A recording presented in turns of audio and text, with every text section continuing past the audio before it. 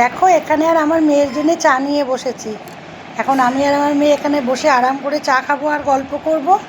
আর তোমাদের দাদা সোনার মানিককে নিয়ে ব্যালকনিতে বসে চা খাচ্ছে।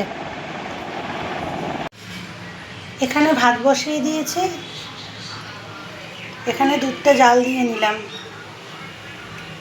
আচ্ছা সোনা, তুমি বলো তো হাতি কোথায়? হাতিটা কোথায় একটু দেখি।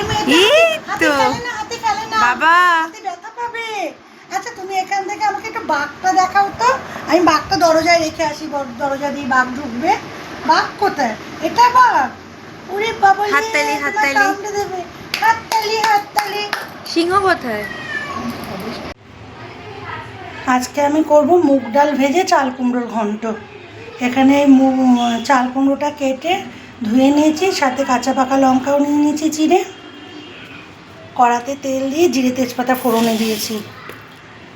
প্রথমে মুগ ডালটা দিয়ে দেবো তেলের ওপর।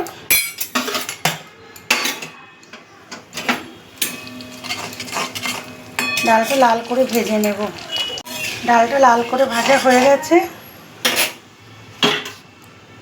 এই কেটে রাখা চাল কুমড়োটা আমি ডালের উপর দিয়ে দেবো।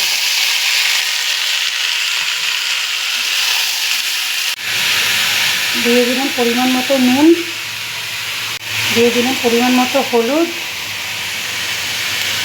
সবগুলো একসাথে নাড়িয়ে এবার ঢেকে দেবো।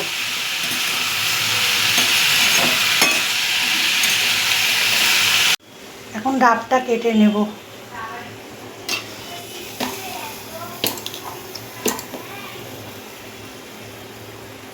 এই গরমে না ডাবের জল খেতে কিন্তু খুব ভালো লাগে। দেখবে কতটা জল বেরিয়েছে, দেখো অনেকটা জল বেরিয়েছে। কিন্তু ঢাকনাটা খুলে দেখি কতটা হলো।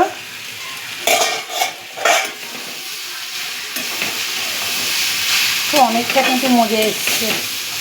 নাড়াচাড়া করে আবার একটু ঢেকে দেব।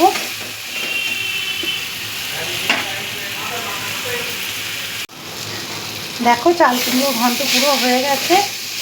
কতটুকু হয়ে গেল দেখো, শুধু একদম কচি ছিল চাল কুমড়োটা। এবার নামিয়ে নেব।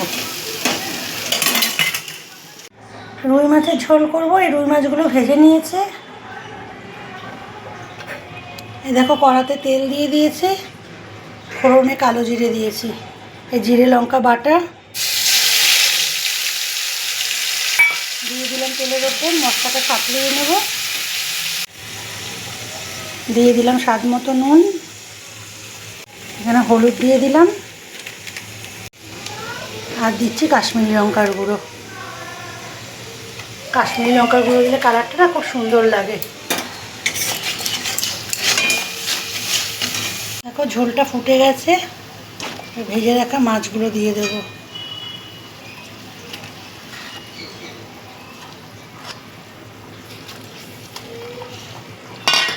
মাছের ঝোলও হয়ে গেছে, গ্যাসটা অফ করে দেব।